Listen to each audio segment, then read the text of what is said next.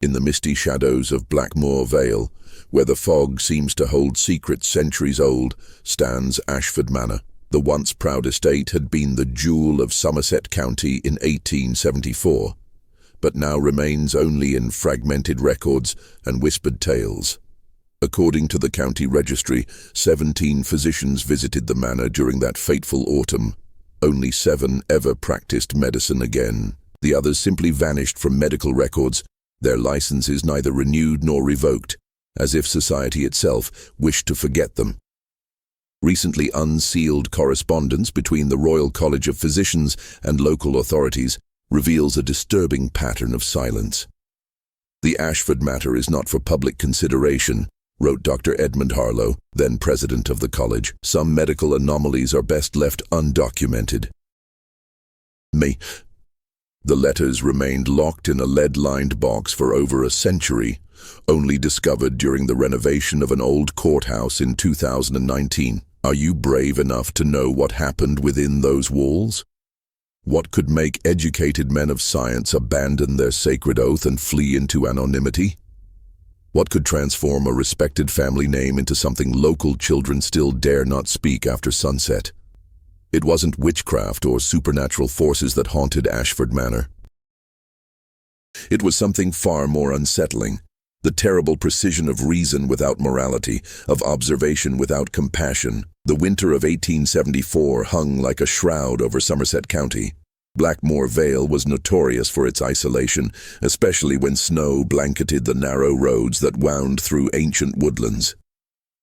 Ashford Manor sat at the end of a long tree-lined drive, its stone facade standing stern against the elements. The windows seemed to watch visitors approach, their mullioned panes reflecting no warmth despite the constant fires that burned within. The manor housed 3 generations of Ashfords. The patriarch, Lord William Ashford, a retired naval officer whose expeditions had brought back curiosities from distant continents; his son James, a physician trained at Edinburgh with a growing reputation for pioneering research in nervous disorders; James's wife Catherine, a delicate woman who rarely appeared in public; and their only son, Elliot, a boy of 11 who had not been seen outside the estate grounds for nearly a year. The Ashfords had always been respected, but never embraced by local society. Lord William's interests in scientific advancement had raised eyebrows in a community still deeply attached to traditional ways. James had further distanced the family with his outspoken criticisms of what he called medieval superstitions masquerading as rural wisdom. The family kept to themselves, employing only a handful of servants who lived on the grounds. The household ran with mechanical precision. James believed in order above all things. His laboratory notebooks, later recovered, show meticulous observations recorded hourly, day after day, with a steadiness of hand that suggests either remarkable composure or chilling detachment. The first signs appeared not at the manor itself, but in the village of Thornwick, 3 miles distant. Samuel Darby, a gamekeeper who patrolled the woods separating his employer's land from the Ashford estate, noticed something peculiar on a December morning. Fresh footprints in the snow, small ones like those of a child, leading from the direction of Ashford Manor, stopping abruptly at the frozen brook that marked the property line. There were no returning prints, he later told the parish priest, and when I looked across the water, nothing disturbed the snow on the other side. It was as if the child had simply disappeared at the brook's edge. Darby followed the tracks back toward Ashford Manor but stopped at the property line, unwilling to trespass. That night, he mentioned his discovery to the innkeeper at the Crow and Crown. The innkeeper merely shook his head. "That would be the Ashford boy," he said quietly. "There are strange tales about that child." "But I've never seen him in the village," Darby replied. "No one has. Not since last Christmas.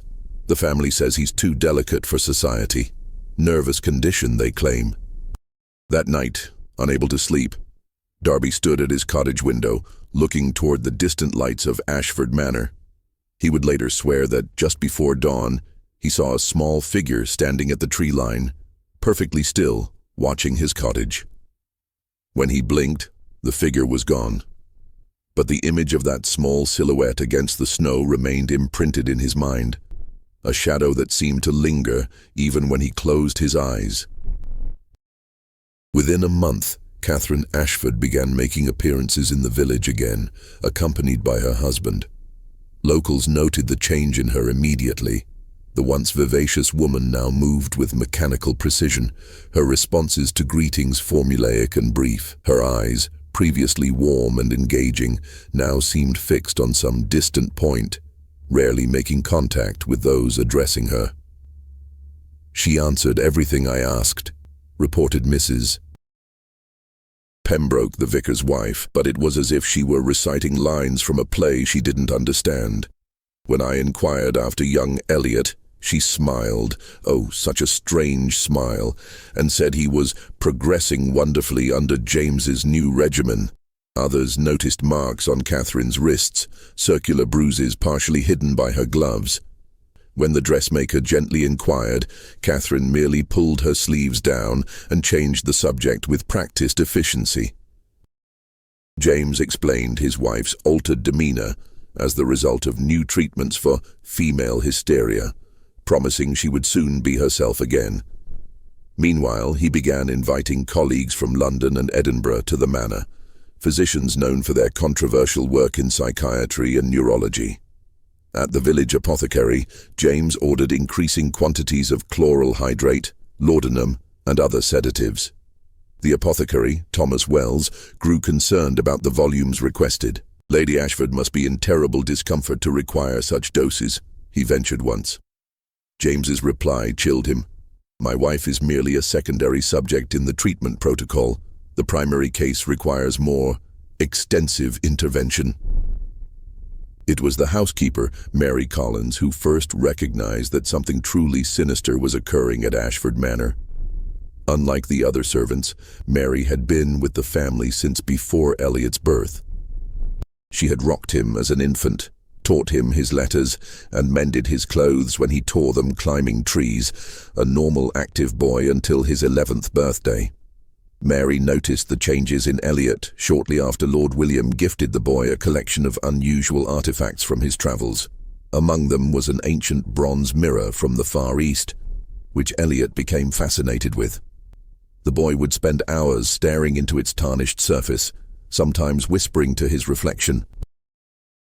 Mary thought little of it until she began finding strange drawings in the boy's room, anatomical sketches no child should be capable of rendering, depicting the human nervous system with unsettling precision.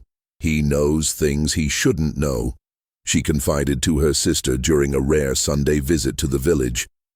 "Latin terms I've heard Dr. James use in his study, and sometimes I hear him speaking in voices that aren't his own." When she brought her concerns to Catherine, the lady of the house merely smiled, that vacant smile, and suggested Mary was working too hard. When she approached James directly, his response was more threatening. "Your position in this household depends on your discretion, Mary. What happens with my son is a matter of scientific significance that you cannot possibly comprehend. Speak of this again, and you will find yourself without references or future prospects." Mary began keeping a small journal, documenting what she observed. Elliot, once talkative and curious, now spoke only when addressed directly. His vocabulary had changed, incorporating complex medical terminology and philosophical concepts. He rarely played or showed emotion. But most disturbing were the nights when Mary passed his room and heard multiple voices in conversation, all seemingly coming from the boy. One voice in particular, deep, measured, speaking with an accent Mary couldn't place, seemed to dominate these nocturnal dialogues. When she dared peek through the keyhole, she saw only Elliot, sitting cross-legged on his bed, the bronze mirror in his lap, his reflection oddly distorted in the dim candlelight. In February, James began keeping Elliot in the east wing of the manor, converting several rooms into what he called his observation theatre. Catherine was confined to her chambers, sedated most days. Local physicians started arriving, first individually, then in small groups. They came discreetly in unmarked carriages, often at night. Mary managed to glimpse inside the east wing only once.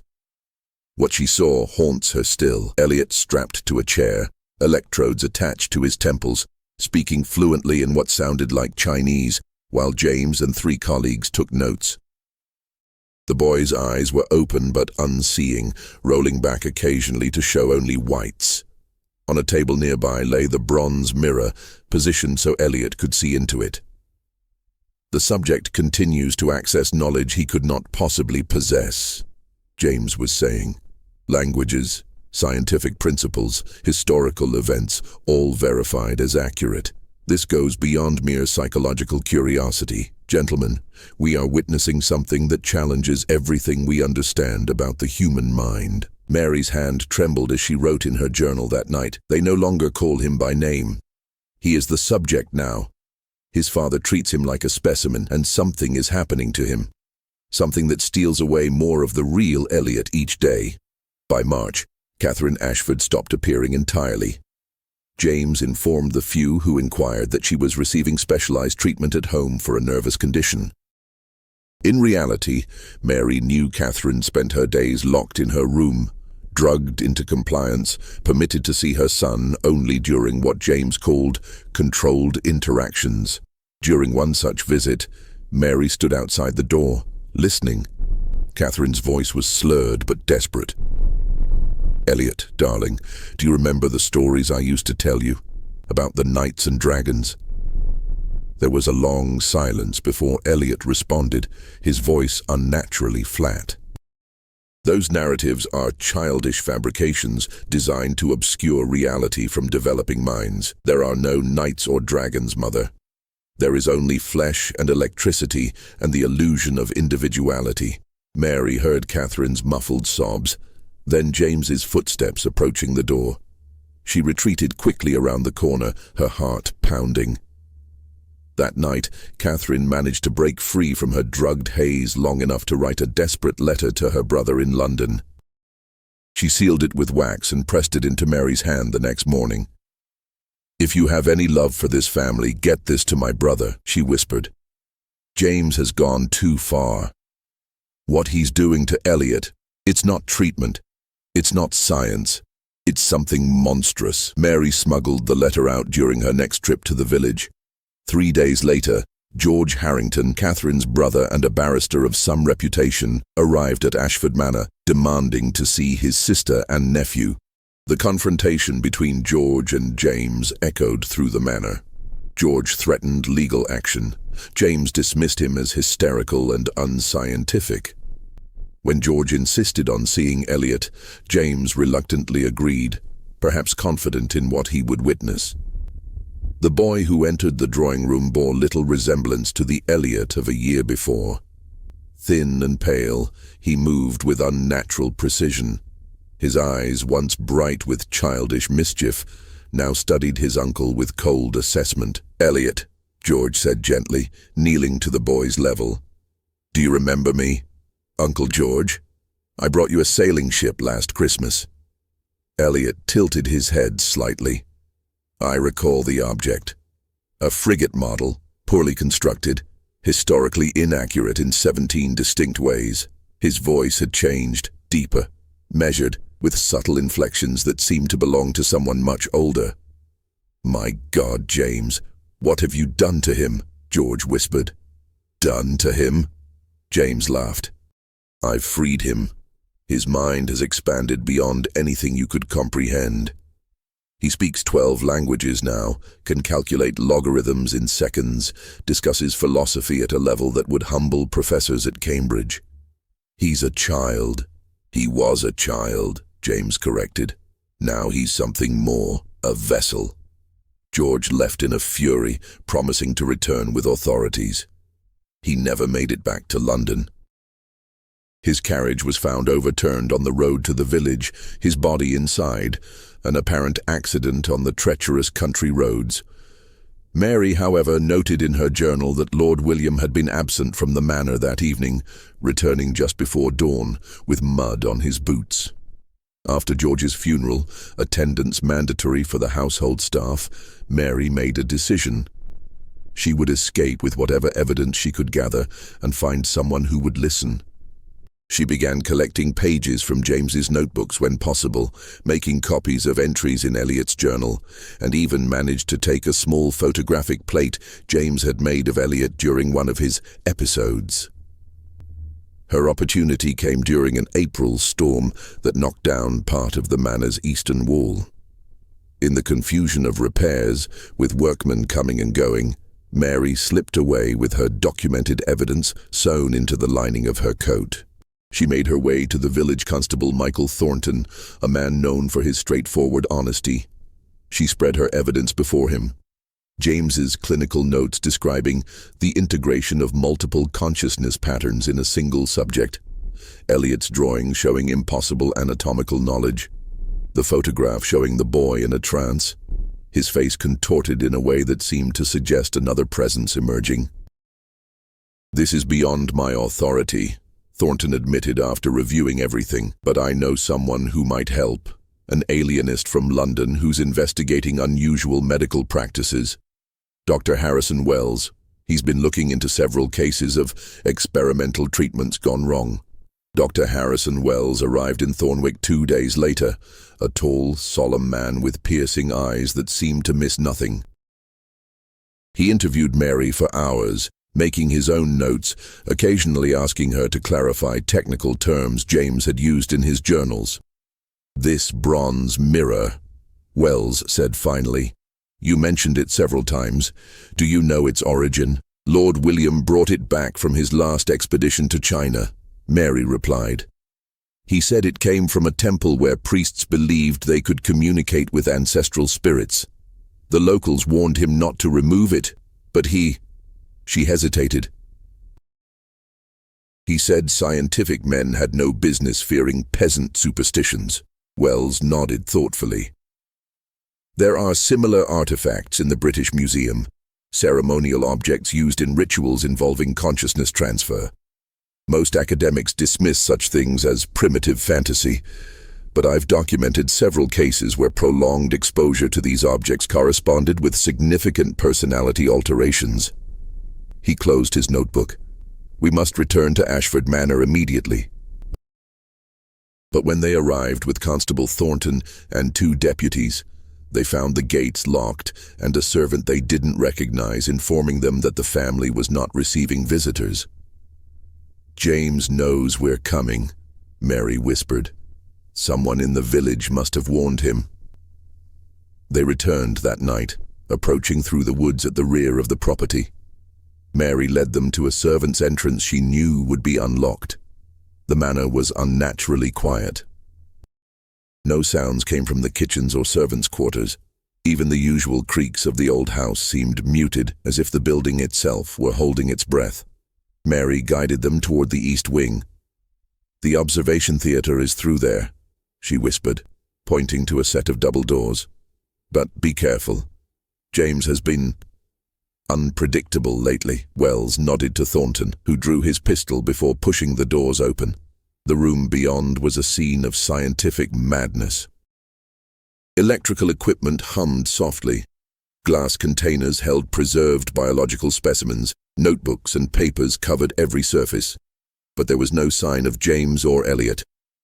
"Check the adjoining rooms," Wells instructed the deputies, "and find Lady Ashford." Mary led Wells to a cabinet where James kept his most detailed records. "The recent observations should be here," she said, pulling open a drawer.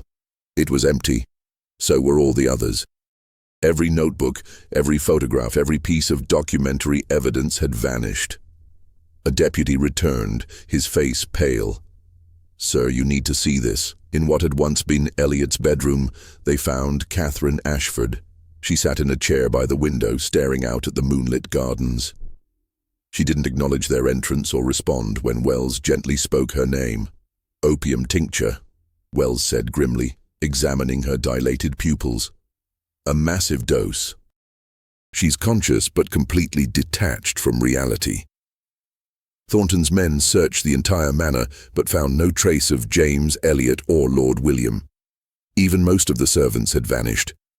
The only item of significance they discovered was in Lord William's study, A shipping manifest for passage to Alexandria, dated 3 days earlier, for 3 passengers.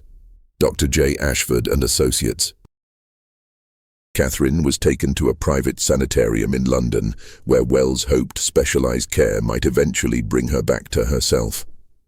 Mary accompanied her, having nowhere else to go and feeling responsible for the woman she had served for so many years. For months, Wells continued his investigation. He traced the Ashfords to Egypt, then lost their trail in Istanbul. Reports occasionally surfaced. A British physician conducting unusual research in Prague, a young boy with uncanny abilities performing for private audiences in Vienna, an elderly gentleman purchasing rare artifacts from collectors in Athens. Then, in December 1875, almost a year after they fled England, a package arrived at Wells' London office. It contained a single journal, James Ashford's most recent observations, and a letter in Lord William's handwriting. By the time you read this, our work will have progressed beyond any possibility of intervention, the letter began.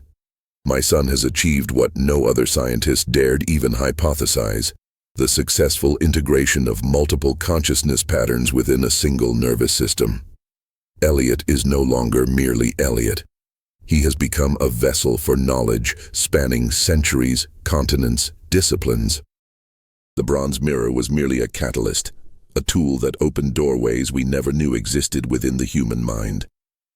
The final pages of James's journal described a ritual performed in an abandoned temple outside Cairo.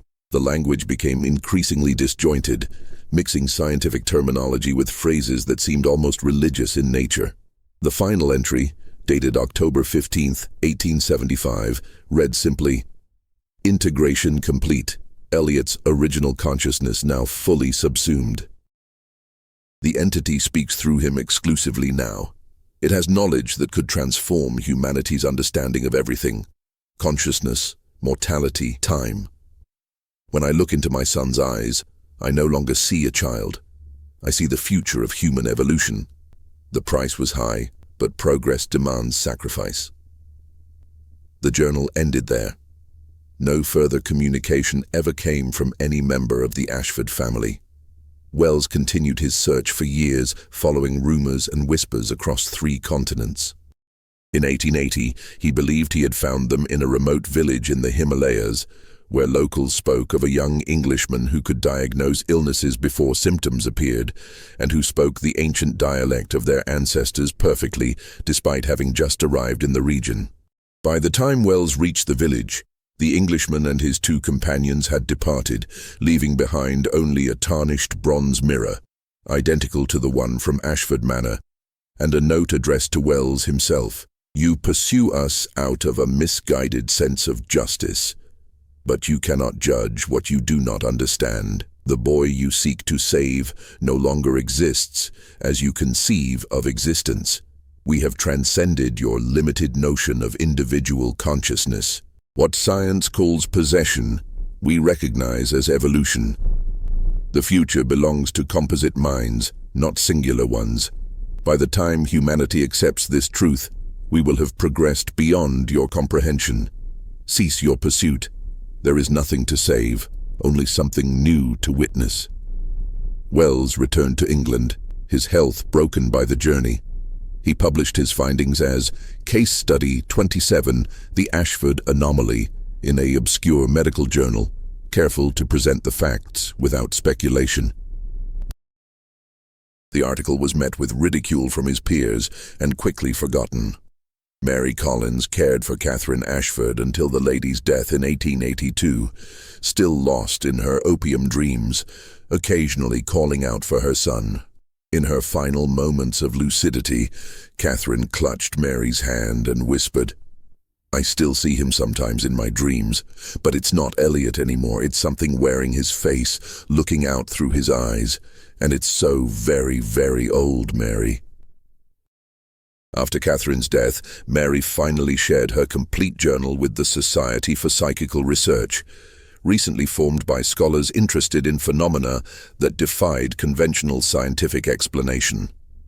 They preserved her account, but reached no conclusions about its veracity. The Ashford manor stood empty for decades until it burned to the ground in 1903. The land remained vacant, locals refusing to build there despite its prime location. As for Elliot Ashford, or whatever he became, no confirmed sightings ever emerged. Yet even today, medical journals occasionally publish case studies of patients exhibiting sudden, inexplicable access to knowledge or languages they never learned, accompanied by profound personality changes. Most researchers attribute these cases to rare neurological conditions. Few connect them to a tarnished bronze mirror that still changes hands among private collectors, or to a British physician's century-old theory about the nature of consciousness, that what we call the self may be merely a temporary arrangement, vulnerable to rearrangement by forces we still fail to comprehend. When science reaches beyond understanding to control, it sometimes grasps things that should remain untouched.